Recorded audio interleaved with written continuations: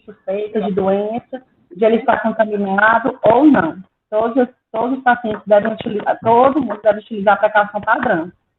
A precaução padrão, né, o objetivo seria evitar a contaminação dos profissionais, entre os profissionais e entre os usuários, no caso, a contaminação cruzada. Né, e ela inclui a higienização das mãos, as luvas e o avental, e a gente já utiliza, né, os aventais, inclusive, para fazer os exames clínicos dos pacientes. Na precaução, ele fala que não é necessário para fazer o exame. Ele fala para a gente utilizar os aventais, principalmente quando a gente for fazer procedimentos que vão gerar algum tipo de contato com fluidos, como urina, fezes, tosse, espirro, respirar, dar banho, e seria nesse caso. Mas a gente utiliza, nas nossas UTIs, a gente tem avental para utilizar em todos os momentos, seja ele de tecido ou seja ele o descartável, né? Porque nesse caso a gente não precisa do avental impermeável. E na precaução padrão, assim como em todas as precauções, sempre ter cuidado com os agentes pérfuro-cortantes, então é por isso que as caixas de pérfuro devem estar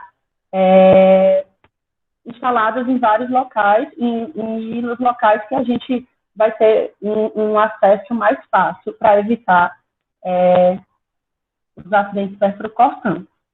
Né? A precaução por contato, a gente utiliza esse tipo de precaução nos pacientes que estão infectados, né, que já vem a confirmação desses pacientes estarem contaminados, colonizados, né, evitando a transmissão dos profissionais, entre os usuários e os visitantes. A gente utiliza também essa precaução por contato. Quando a gente recebe, a gente não só utiliza, como deve utilizar, né, esse tipo de precaução, quando a gente recebe os pacientes de outras instituições de saúde, quando eles passam mais de 24 horas nessas outras instituições, e a gente tem que coletar, e a gente coleta os swabs, e a gente só retira esse paciente da precaução por contato quando o resultado das culturas sai. Mas o paciente pode até sair da precaução por contato, mas a gente tem que lembrar sempre de manter a precaução padrão. E também lembrar que a precaução por contato nos pacientes, nesses pacientes, não são só neles, diretamente com eles, e sim com todos os materiais que estão dentro da enfermaria, como bomba, monitor e outras coisas. Por isso que a literatura ele fala para a gente evitar deixar caixas de luva e muitos materiais dentro, porque quando aquele paciente sai, a gente perde tudo, a gente tem que jogar fora, porque tem coisas que não dá para higienizar, não dá para a gente fazer a limpeza. Então, o que não dá para a gente limpar, a gente precisa descartar. E a gente sabe que a gente tem muita perda nesses materiais, porque a gente acaba descartando muita coisa. Então, ele inclui aqui o quarto privativo, que a gente sabe que a gente não tem como utilizar isso, principalmente no SUS, então a gente utiliza as enfermarias com curso, com os pacientes com a mesma bactéria ou a mesma ou o mesmo vírus, né, os pacientes que estão colonizados pelo mesmo micro-organismo, mantendo a distância entre 1 metro entre esses leitos, e a utilização aqui é obrigatória do avental descartável em todos os momentos que você for ter contato com o paciente, inclusive também contato com os outros tipos com os outros tipos de material que estão ali no meio. Né? A utilização das luvas, a mesma coisa da higienização das mãos, e aqui o uso da máscara, o uso do óculos ou do protetor facial. A literatura fala muito do óculos ou protetor facial, inclusive até no Covid, né, que a gente utiliza óculos e protetor facial, mas a literatura ela fala que a gente pode utilizar ou um ou outro se o protetor facial estiver, inclusive, cobrindo os olhos, a face cobrindo os olhos. E aí aqui ele fala uns exemplos das bactérias que a gente mais tem nos hospitais, né, são as pseudomonas, KPC, serracha, Escherichia coli, Staphylococcus, e a gente até teve vários casos esses dias de acineto pan-R, né, na UTI, na UTI cirúrgica. E aí também, eu falei, não sei se todo mundo pegou, mas que é muito interessante a gente lembrar que esses pacientes, por precaução por contato dessas bactérias, desses micro-organismos multiresistentes, para a gente retirar eles do isolamento, precisa do protocolo da CCIH. Né? Na literatura que eu li, ele fala que são, por exemplo, se o KPC estiver na secreção traqueal, então é necessário. São 2 suaves negativos com intervalo de 15 dias, mas eu não sei como é na nossa instituição. E ele fala também que o VRE não pode nunca não, né? Ele não pode sair do isolamento. O paciente fica em isolamento, inclusive quando os pacientes vão para casa e quando eles voltam, esses pacientes eles mantêm o isolamento por contato, né? Porque a gente sabe que esses pacientes já estão colonizados e como são multi-R, a maioria desses pacientes não vão conseguir tratar o micro-organismo, ele vai apenas diminuir a carga para que diminua, né, a infecção e o paciente consiga melhorar, mas na maioria dos casos o paciente continua colonizado. E nas precauções por contato, o uso do avental individual, mesmo em pacientes com o mesmo micro-organismo, a gente tem que lembrar que avental e luva a gente tem que trocar entre um paciente e outro. A gente sabe que isso na UTI pós, a gente tem ouvido, eu já ouvi inúmeras coisas, né, e como eu acho que a gente está aqui conversando, eu acho que é uma reunião, né, entre a gente, entre a equipe, então, assim, eu já ouvi várias vezes, muitos profissionais não trocarem o avental, e dizerem que não vão trocar, porque é um risco de você ficar se paramentando e desparamentando. E aí aconteceu, né, de a gente ter 4 casos de acineto PAN lá na nossa UTI. E provavelmente, inclusive foram de 2 enfermarias diferentes, né? Um lá numa ponta e o outro na outra. E, assim, é uma coisa muito séria, assim, que a gente também tem que se policiar. Nós, enfermagem, a gente tem que se policiar, até porque não é papel da gente, acho que ficar sendo, não vou dizer babá, mas, assim, da gente ter que ficar, isso é muito chato, da gente ter que ficar cobrando os outros profissionais de fazerem, porque, no final das contas, sempre, quando a gente vai ler, inclusive, logo no começo do Covid, quando teve algumas reuniões aí do Ministério da Saúde, o Mandetta falou ele teve uma fala bem feliz falando que a enfermagem é que levava os micro-organismos no hospital. E quando a gente sabe que isso pode acontecer, pode, claro, mas a gente sabe que, na maioria dos casos, não é a gente que faz essa transmissão cruzada. Mas isso foi só para agitar um pouquinho aqui a nossa aula inicial. Enfim, e aí, indo para frente, falando da precaução respiratória.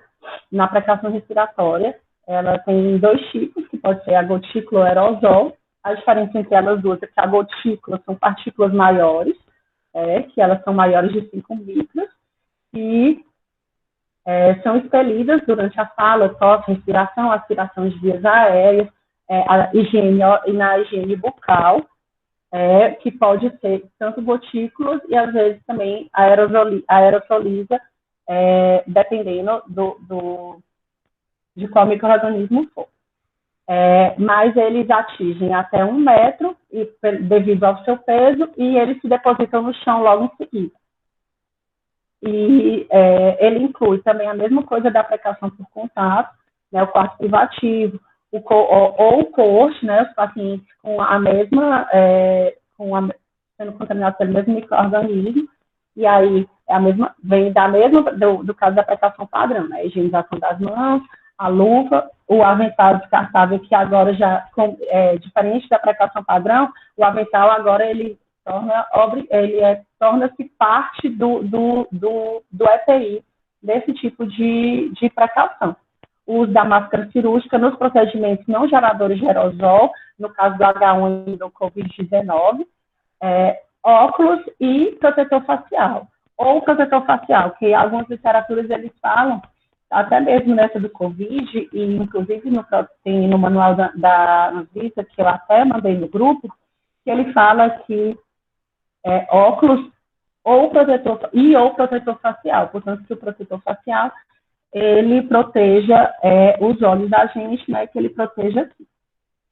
E também fala que no transporte dos pacientes, eles também devem utilizar a máscara cirúrgica. E só mostrando uns exemplos, seria a meningite bacteriana, no caso a meningocócica, que é a principal, que é a que mais a gente tem medo, a coqueluche, difteria, cachumba, influenza, todos os tipos de influenza, a rubéola, o H1N1 e o Covid, aí eu coloquei entre parênteses porque eles dois, exclusivamente, ele é por gotícula nos procedimentos não geradores, nos procedimentos que não gerem aerosol, como a intubação, a traqueostomia ou qualquer outra coisa que vá mexer nas vias aéreas do paciente.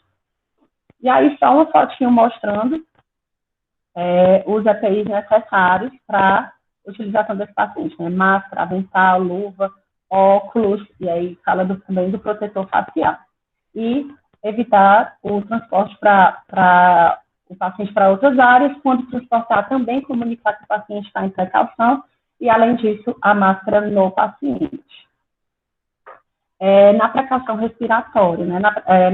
Na precaução por aerosol, eles são partículas minúsculas, que eles ficam suspensas no ar, podem ficar suspensas por até horas, né? Inclusive com o Covid veio essa informação de que eles permanecem no ar por 3 horas, inclusive tem muito se falou, principalmente muito no começo do Covid, que eles poderiam ir 3 metros, vários metros de distância, mas que hoje a gente ainda está todo dia é um aprendizado novo sobre como eles se disseminam. E aí ele fala também, até esqueci de falar, né, que tem que manter o quarto fechado devido a essa disseminação, devido à corrente de ar. A gente tem que manter a janela aberta, a janela aberta, mas a porta fechada para evitar que dissemine para a nossa área, para a área limpa, né, que teoricamente é onde a gente está.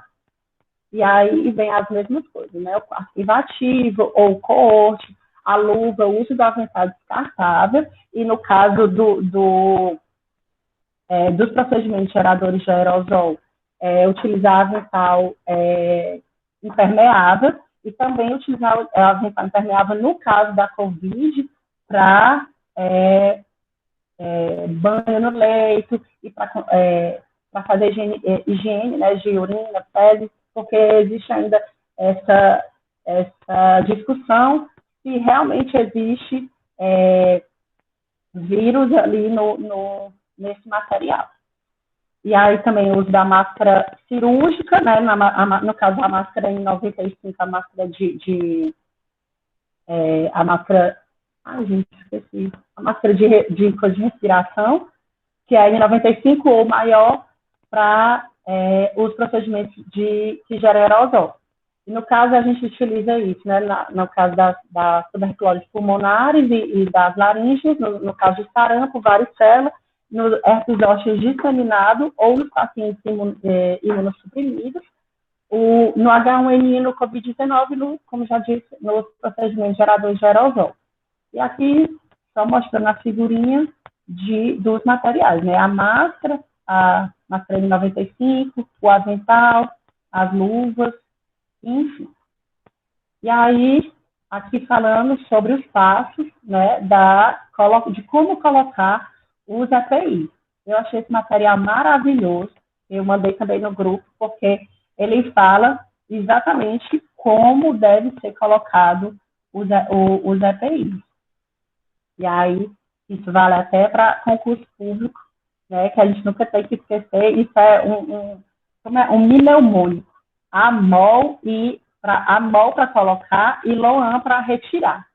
E aí, primeiro o Amol, né? Que avental, máscara, óculos e luva. Mas aí, como tem no caso do Covid, vem o gorro e a face shield. Então, aqui só explicando como que a gente veste o avental. Então, vestir primeiro o avental, colocar primeiro, colocar primeiro os braços, né, ajustando ajustando as fitas nas costas e também na cintura, evitar amarrar na frente devido ao risco de contaminação. Na contaminação da retirada, sempre colocar ou do lado ou atrás.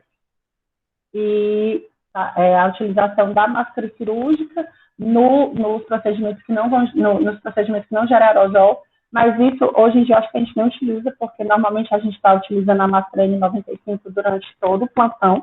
Então, a gente coloca já a máscara N95, mas então, como eu estou mostrando o material, ele fala da máscara cirúrgica, mas aqui ele também fala da máscara N95. E quando a gente colocar a máscara N95, como a gente está nesse período de Covid, a gente está tendo que reutilizar a nossa máscara por vários plantões, né, devido a não ter, né, máscara. Então, a gente sempre tem cuidado na hora de colocar e na hora de retirar, para a gente evitar se contaminar. E fazer então, acho que eu falei que segurar o respirador, evitar pegar, sempre colocar o respirador pelas fitas, evitar pegar na frente da máscara em 95, principalmente agora a gente está reutilizando, então é onde ela vai estar contaminada, então a gente sempre retirar e colocar pelas alças, fazer o teste da vedação. Às vezes eu vejo muitas pessoas utilizando, eu particularmente não gostei da máscara que todo mundo gosta, que é a da 3M, porque ela não veda. Então, na hora que eu vou fazer o teste, ela vaza o ar todinho, porque ela não prende no meu rosto. Então, assim, é importante que a gente tenha esse cuidado de deixar a máscara vedada no nosso rosto e fazer o teste tanto da expiração quanto da expiração e ver se a máscara tem um vácuo, né, do nosso rosto. E aí aqui ele fala, ele não fala, mas a gente já falou isso algumas vezes, de como guardar, sempre guardar a máscara que a literatura mostra, né, da gente guardar a máscara no envelope de papel, né, com as cintas, né, com o elástico para fora, né, porque dentro vai estar contaminado. E ele também tem a gente viu muito nos vídeos, né, aquelas caixinhas de Tupperware, e só que ele pede para a gente, para fazer os furinhos no Tupperware, porque quando você fecha, pode promover umidade e você acaba perdendo a máscara. Ela vai ficar úmida. E aí, em seguida, né, a gente coloca o óculos de proteção ou o protetor facial. No caso, a gente, pelo menos lá na UTI, a gente coloca os dois, né? Então, a gente coloca o óculos e a gente coloca a face shield. O óculos, ele deve ser colocado antes o óculos e o face shield deve ser colocado antes do gorro, porque, teoricamente, o gorro, ele vai proteger por onde a gente vai tirar. Então, na hora que a gente for tirar o óculos, na hora que a gente for tirar a face shield, o gorro, ele vai proteger exatamente as partes que a gente vai pegar, né? E isso vai diminuir a nossa contaminação e a probabilidade da gente se contaminar na hora da desparamentação. E aí, depois, né, vem o gorro, e a gente tem que cobrir toda a nossa cabeça e todo o cabelo, e também proteger a orelha. E as luvas que a gente, na literatura, a gente tem que utilizar as luvas, né, depois que a gente entra, porque a gente, teoricamente, não deve tocar nas maçanetas, na porta, de luva. Mas a gente sabe que, na prática, isso não, a gente acaba colocando uma luva para entrar. O importante é que a gente não utilize a luva, a gente tenha o cuidado de saber que alguém pode abrir a porta sem luva, né? Então, assim, a gente sempre tem cuidado com o outro. Então, assim, se você for utilizar a luva para entrar, não utilize uma luva contaminada, utilize uma luva limpa e troque a luva quando entrar. Trocar a luva, tirou a luva, passa o álcool em gel e coloca a outra luva. Porque normalmente é isso que a gente faz. E na retirada dos equipamentos, né, também vem aí ele vem de onde está mais contaminado para o menos contaminado. Então, mais contaminado é onde a gente entrou mais em contato com o paciente. Então, primeiro a gente vai tirar as luvas, e aí aqui ele fala que para a gente sempre segurar pela parte externa, para a gente não contaminar, na hora da retirada a gente não acabar contaminando as nossas mãos. Então, a gente tira uma luva, e nessa primeira luva, quando a gente for já retirar, a gente tenta retirar a outra e evitar tirar a outra luva com a mão descalçada. Depois que a gente retirar a luva, a gente higieniza as mãos para a gente tirar o avental e retirar pelas amarrinhas aqui e pelas as amarrinhas laterais e tentar dobrar, não retirar assim de uma vez. Até eu procurei hoje, porque quando eu estava fazendo a aula, eu vi em algum material que eu li, até tirar essa dúvida, porque em algum material que eu li, ele fala da gente retirar o avental para poder desamarrar de uma vez. Só que eu acho que não faz sentido porque você vai estar, eu acho que, dispersando mais ainda o micro-organismo que o nosso avental se estiver contaminado, acho que a gente pode dispersar. Mas depois vou procurar isso. Mas esse material do COFEN, ele fala para a gente retirar pelas amarras mesmo, desamarrar e enrolar e descartar, no caso da gente dentro, né, da enfermaria, e a gente sai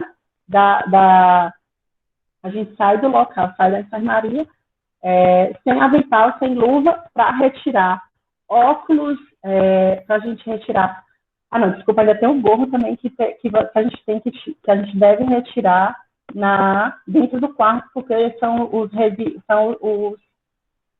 os materiais infectados. Então, a gente retira dentro também do quarto.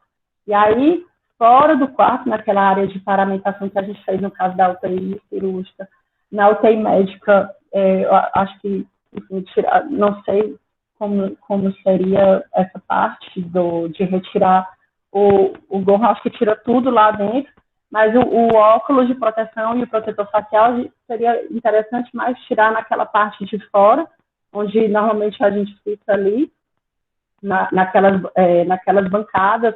Eu acho que lá, não sei se ficou uma bancada específica, seria até interessante ver se tem como deixar uma areazinha não sei como tá, não sei se já tem, mas assim, para fazer essa higiene. Lá na UTI a gente tem vários campos para a gente ter que fazer essa higiene. Então, óculos e a face shield a gente tira fora do quarto para fazer a higiene lá fora mesmo com o sulfame que a gente tem.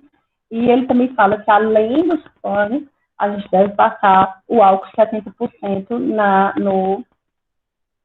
no óculos e na face shield e guardar para a próxima utilização.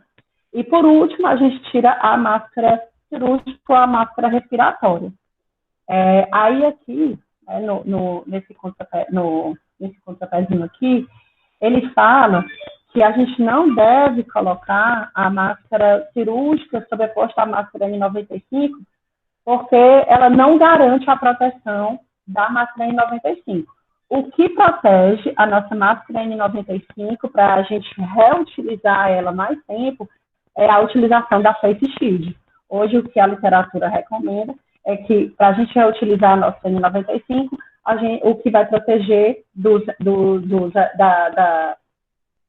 aerosóis é a face shield. E é isso. Alguém quer falar alguma coisa? Alguém quer falar? Não? Fernanda? Cadê você? Oi, você quer abrir para pergunta antes de passar para outra parte? Eu queria só perguntar se está tudo ok, todo mundo, se alguém tem alguma dúvida, se alguém quer falar alguma coisa, as meninas lá da UTI médica, se querem falar Porque, assim, eu falo muito da minha vivência. Eu acho que, enfim, eu fiquei lá na UTI, mas eu não sei como está. Eu sei que teve alguns casos de Covid lá. E só para ver se alguém quer falar alguma coisa, mas se não, posso passar aqui, Só tranquilo. uma coisa que E a eu vou. Marlis colocou no chat aqui, que eu acho que é interessante, que ela fala que é importante lembrar que o uso de luvas não dispensa a higiene de mãos antes e após qualquer procedimento. Realmente, lembrar da higiene das mãos, que é o principal, é o que realmente previne contra qualquer contaminação e contra qualquer infecção. E com essa paramentação, né, complexa de tanta coisa, às vezes, muitas vezes, usa-se álcool, e muitas vezes não se lava as mãos, sendo que é possível lavar essas mãos. E aqui não é só lavar a mão, pelo que eu entendi, com água e sabão, mas usar o álcool gel, né, nessas, antes de qualquer, É antes e porque depois de eu qualquer acho, procedimento. Hã? eu acho, eu acho que assim, o álcool em gel a gente utiliza muito, eu digo, eu pelo menos utilizo muito o álcool em gel nas enfermarias, porque quando a gente está com avental impermeável ou avental de tecido, a gente lavar a mão acaba molhando e é ruim, assim, é ruim porque a gente fica molhada. Aí eu, pelo menos, gosto de utilizar o álcool gel nessas situações, né, de troca de luvas, de alguma coisa, quando eu estou com avental, que fica ruim. Mas, Uhum. enfim. Uma E, outra coisa também que a gente podia, queria até ver o que, é que vocês acham, que se você viu na literatura, sobre esse negócio de, às vezes, a pessoa ela vai entrar para cuidar de 4 pacientes na mesma enfermaria de Covid. Então, ela vai colocando um avental em cima de outro avental. 4 aventais. pois é, na literatura não tem nada disso. O que ele fala, tanto lá aqui, assim, no começo, né, no começo, quando a gente começou a falar lá do Covid, na época lá, quando começou a pandemia, se falava muito da questão da paramentação e da desparamentação, que era grande a contaminação dos profissionais na hora de se paramentar e desparamentar. E aí eu lembro que saiu muita coisa falando que era para evitar de ficar se paramentando e desparamentando entre um paciente e outro, devido ao risco da gente, devido ao risco da gente se contaminar, né, a gente profissional. Só que eu acho que a gente, eu acho que já passou muito esse começo que a gente estava com muito medo, né? Porque essa questão de paramentação e desparamentação nunca foi algo tão vivenciado, tão, tão contínuo como a gente está vivendo agora, principalmente quem está trabalhando com Covid. Então, assim, no começo, a gente tentava colocar sempre um avental por cima do outro para ir tirando o avental. Assim, não tem nada na literatura, acho que isso é muito da prática mesmo, né? Que a gente sabe que a prática é muito diferente do que a literatura fala, assim, que não tem como ser tudo tão perfeito. E o Mas, assim, Fabrício, eu acho você leu aqui o que o Fabrício colocou aqui no chat? Ele colocou que o uso do avental deve ser único para cada paciente. E precisamos nos exatamente. atentar que alguns servidores utilizam o mesmo avental para exame físico em todos os pacientes. E realmente isso ficou muito claro na sua fala, porque eu tenho que pensar que não é só Covid, tem precauções de Exatamente. outras infecções, né? Então, assim... Foi o que aconteceu, Fernandinha. A gente estava com, não sei se a Marlice, acho que a Marlice deve estar ouvindo, mas a gente estava com acineto numa enfermaria e o acineto foi parar na outra enfermaria lá no começo. E assim, eu já ouvi vários profissionais dizerem que não vão trocar de avental entre um paciente e outro pelo risco de se contaminar. E aí a gente fica assim, né? Ok, mas gente, acineto PAN é R, sabe? Tipo assim, acho que né? Então, a gente Não é tem que brincadeira, pensar, não. tem que pensar esse paramentar e desparamentar, pensando em Covid, e eu tenho que pensar que as outras doenças, outras infecções, elas continuam ainda presentes na terapia intensiva. com bactérias Sim. multiresistentes, Acinetobacter, VRE, porque eu, sinceramente, quando começou o Covid, eu pensei que reduziria a infecção por bactérias multiresistentes. E nós percebemos que isso não foi a realidade. Então, ou seja, ocorre quebra, né, de cuidado entre um paciente e outro. Então, as pessoas, elas começarem... tem que acertar a Raniele aqui. As pessoas têm que começarem a lembrar que não é só Covid, que além de Covid, nós temos aí bactérias que continuam presentes, e elas estão presentes, inclusive PAV. Eu já vi muita coisa falando sobre PAV e Covid, porque as pessoas pensavam que higiene das mãos, paramentação adequada, aspiração, sistema de aspiração aberto. Eu já ouvi, enfermeiros já mandaram mensagem para mim falando assim, mas como assim? Se é só enfermeiro que aspira, é só físio que aspira, sistema de aspiração fechado e tem PAV. Ué, mas, ou seja, é só por isso que não tinha PAV? Será que o técnico não aspirando ou também o sistema de aspiração aberto, sozinho, ele levava PAV? A gente viu que não é só isso. Existe muito mais coisas relacionadas à pneumonia que a gente vai discutir numa aula posterior. Mas eu acho que no começo do Covid, eu lembro uma fala muito até muito pertinente a esse assunto hoje, que foi quando a Marlice falou assim, logo no começo ela disse assim, uma coisa boa que a gente está passando é que a gente não está tendo transmissão cruzada. Não sei, cadê a Marlice? Lembra, Marlice, que uma vez você falou isso para mim? Assim, pelo menos uma coisa boa é que a gente não está tendo a transmissão cruzada, mas de um tempo para cá, tá bombando, assim, e acho que teve, antes de eu sair de férias, eu acho que dos 10 pacientes que a gente tinha na UTI, 8 ou eram 9 era isolamento de contato, e a maioria, acho que tinha 4 acinetos, tinha vários, acho que todo mundo estava com KPC, estava sendo, assim, uma coisa bem que a gente tem que ter muita atenção, né? Porque, e assim, a gente, eu digo, cada um tem que também se olhar e se perceber do que é que a gente está fazendo para evitar isso. Porque essas bactérias, a gente tem que lembrar que não é só o Covid que mata, que essas outras bactérias matam, e matam mesmo valendo, sem brincadeira nenhuma, né? Então, é isso. E vou finalizar rapidamente, só falando da passagem de plantão. Peraí, deixa eu ler mais uma coisa que o Fabrício falou aqui, que tem a pessoa às vezes não está no chat. Nós, técnicos e enfermeiros, precisamos planejar nossa assistência antes de acessar a enfermaria e o paciente.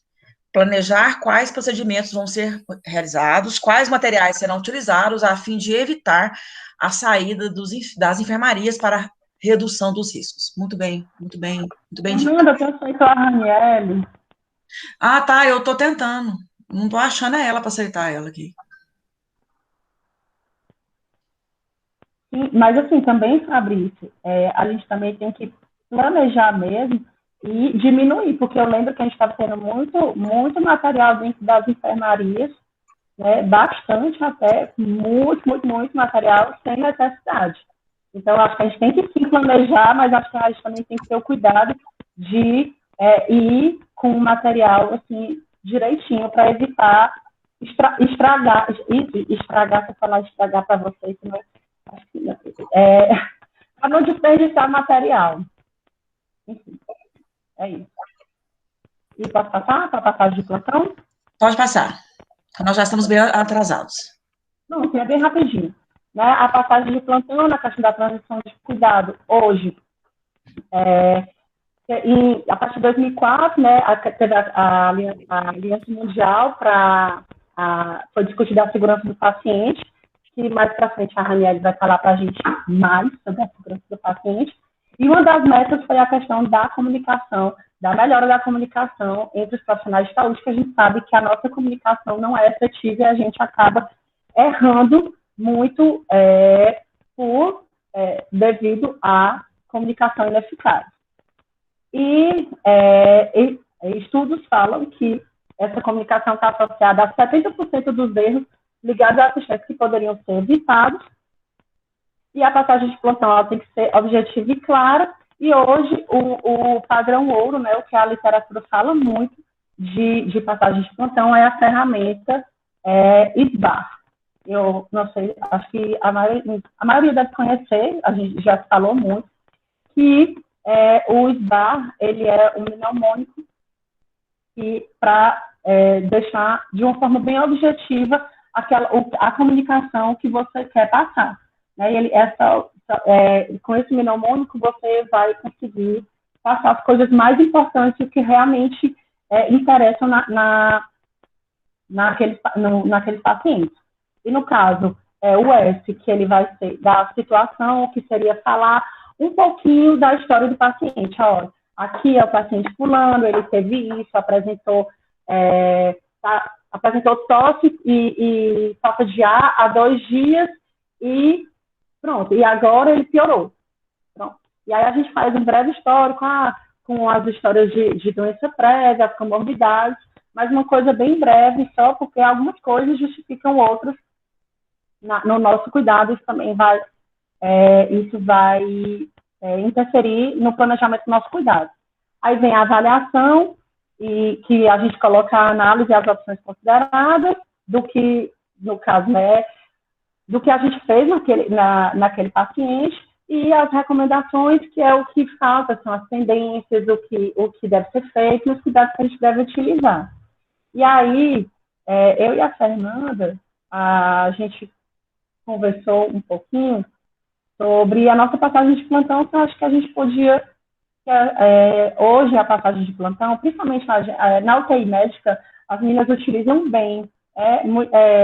Acho que virou uma rotina já é uma rotina para elas de uma coisa que é normal. E para a gente da UTI pós, é uma coisa que a gente não utiliza tanto, porque, assim, às vezes a gente não consegue, e o fato também de ser no computador também atrapalha muito, porque às vezes a gente acaba ficando tão aperreado com as coisas que a gente faz, que o fato de essa evolução, essa passagem de plantão ser no computador, a gente não consegue fazer, e as informações acabam se perdendo. E aí, conversando com a Fernanda, já conversando algumas vezes, conversando com a Marlice, e também com a Raniele, com a Débora, enfim. E aí, eu fiz uma passagem de plantão aqui, utilizando esse método do SBAR, e eu queria só mostrar para vocês, mas é só uma ideia, porque, assim, eu acho que a gente podia melhorar a nossa passagem de plantão, trazendo uma coisa mais simples da gente só marcar, porque principalmente para a gente da UTI pós, o fato da gente utilizar o computador prejudica muito. Aí isso aqui foi só uma coisa que eu tinha a Kelly trabalhou numa cidade de campanha, aí de Goiânia, e aí ela estava com uma passagem de plantão dessa no carro, e eu achei super legal, super interessante. E aí eu montei aqui e trouxe só para mostrar para vocês. E assim, quero mandar para vocês, para ver o que é que vocês acham, e se vocês quiserem fazer alguma mudança, para a gente discutir e tentar colocar isso em prática, principalmente na UTI cirúrgica. Eu não sei se as meninas da UTI médica vão ter interesse também, mas se tiver, ótimo. Enfim, e aí como seria? Né? Aqui, no caso da situação, a gente colocaria os dados básicos do paciente, como a gente hoje está utilizando, como a gente está tratando muito COVID. Então, eu coloquei aqui o início dos sintomas, porque hoje a gente sabe que esse paciente, o isolamento dele respiratório acaba, se eu não me engano, acho que são 20 dias após o início dos sintomas, né, segundo o protocolo da CCIH. E aí, no breve histórico, coloquei